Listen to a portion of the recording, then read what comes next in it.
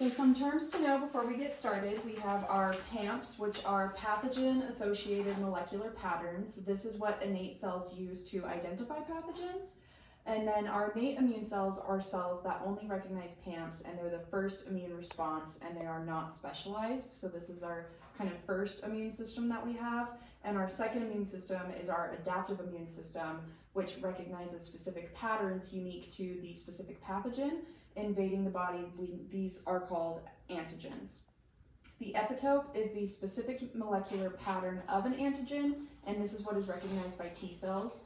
And then we have our common myeloid progenitors, and these are cell types that are the beginning stage of all innate immune cells.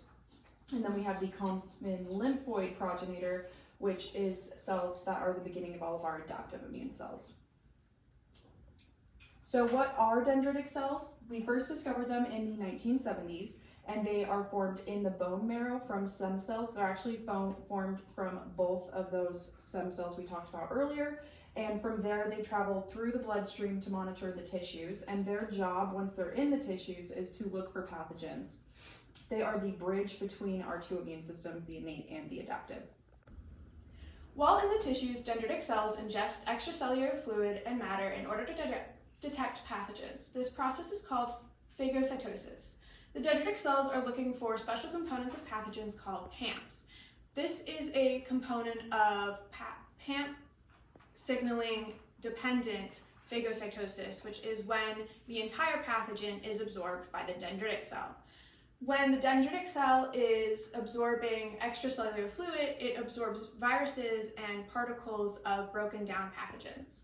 Once the dendritic cell has uptaken these non-self components, it delivers them through the lymph back to the lymph nodes to introduce these antigens to the T cells.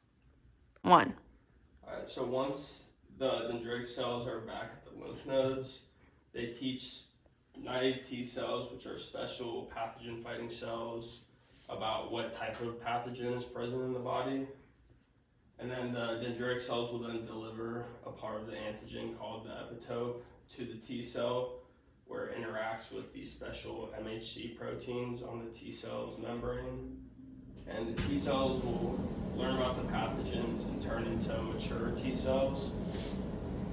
And then they will then be dispatched to the site of infection, where they'll start to fight the pathogens. And this will take usually at least 3 days.